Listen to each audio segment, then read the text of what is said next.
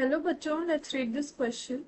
The question says, a container of large uniform cross-sectional area A resting on a horizontal surface holds two immiscible non-viscous and incompressible liquids of density D and 2D, each of height h by 2 as shown in figure. The lower density liquid is open to the atmosphere having pressure P0. A homogeneous solid cylinder of length L, L is less than h by 2, cross-sectional area A by 5 is immersed such that it floats with its axis vertical at the liquid interface with length L by 4 in the denser liquid. Determine A part, the density of the liquid, B part, the total pressure at the bottom of the container. Key concept.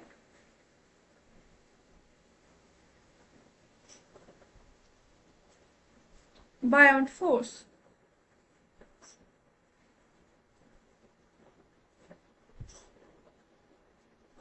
बायॉन्ट force क्या होती है, इसको हम represent कर सकते हैं F B से. Buoyant force equals to rho V g. यहाँ पे जो रो है वो है density of the fluid, V है volume of displaced fluid, g है एक्सेलरेशन ड्यू टू ग्रेविटी. ये होता है बायॉन्ट फोर्स. अब जिस तरह से हमें क्वेश्चन में गिवन है डिटेल्स, उस अकॉर्डिंग एक हम डायग्राम ड्रॉ कर लेते हैं. ये हो गया हमारा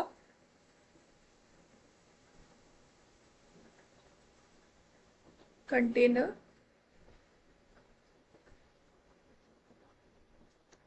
इसके अंदर जो हमारे यहाँ पे क्वेश्चन में गिवन है एक सॉलिड सिलेंडर है जिसकी लेंथ एल है. तो एक बार हम h बाई 2 बना लेते हैं. ये हमारा कंटेनर है h बाई 2,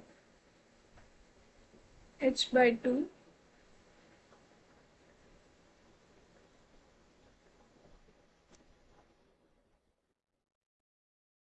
और यहाँ पे जो हमारा सिलेंडर है वो हो जाएगा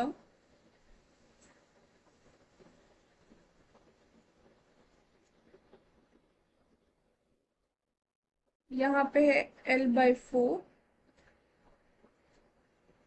ऊपर है लेंथ 3L बाई 4. ये हमें क्वेश्चन में गिवन है.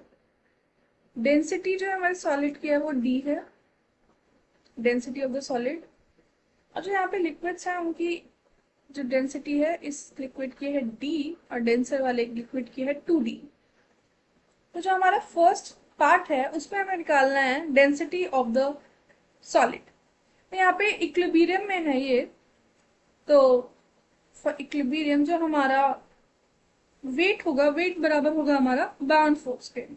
Wait equals to bound force. तो जो हमारा वेट हो जाएगा वो हो जाएगा A बाई 5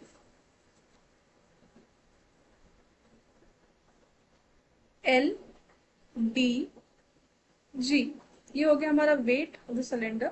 अब जो बायॉन्ट फोर्स लगेगी वो डेंसिटी D वाले लिक्विड की वजह से भी लगेगी और 2D वाले की वजह से भी लगेगी बायॉन्ट फोर्स. और जो हमारा बायॉन्ट फोर्स होता है वो रो वी जी. रो होता है density of the fluid, V है volume of the displaced fluid और जी है एक्सेलरेशन ड्यू टू ग्रेविटी.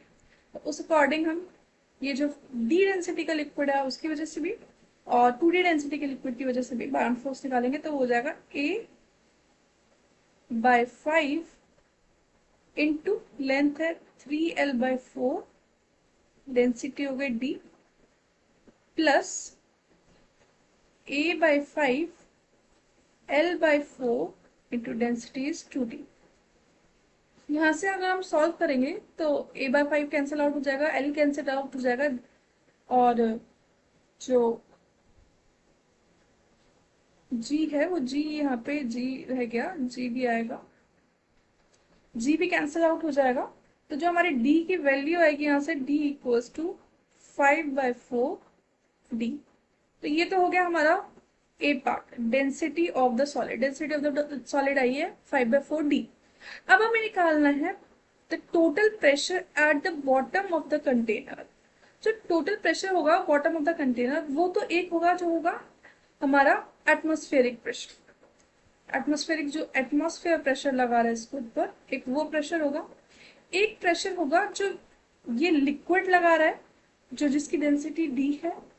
एक प्रेशर होगा जो 2D वाली डेंसिटी लिक्विड लगा रहा है, और एक प्रेशर होगा जो हमारा ये सॉलिड है जिसकी डेंसिटी डी है, वो जो लगा रहा है प्रेशर वो। तो मतलब हमारे एक होगा एटमॉस्फेरिक प्रेशर और 3 इनकी वजह से हो जाएंगे। तो जो हमारा प्रेशर होगा P equals to P not हमारा एटमॉस्फेरिक हो गया, एटमॉस्फेरिक प्रेशर, प्लस वेट, जो हमारा नेट वेट होगा वो, बाय एरिया। तो ये हो जाएगा हमारा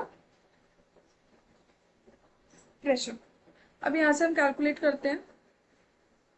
तो P equals to P not plus, तो पहला जो प्रेशर होगा वो जाएगा D G H A by 2, दूसरी की वजह से हो जाएगा 2D G A H by 2, और जो थर्ड होगा सॉलिड की वजह से होगा A by 5 LD G upon A। ये हो गया हमारा प्रेशर। यहाँ से A कैंसिल आउट हो जाएगा हमारे पास, और जो ये D की वैल्यू है जो हमने फर्स्ट पार्ट में निकाली है 5/4D, ये वैल्यू पुट कर देते हैं। तो जो हमारे पास प्रेशर आएगा वो आएगा P equals to P not plus DHG by 2 plus DHG plus 5/4D into L/5G। इसको सॉल्व करेंगे तो P equals to P not plus 6H plus L by 4 DG, ये होगा हमारा प्रेशर। सो ये आंसर हो गया हमारा पार्ट बी का। So this is the final answer. Hope you understood it well. Best of luck.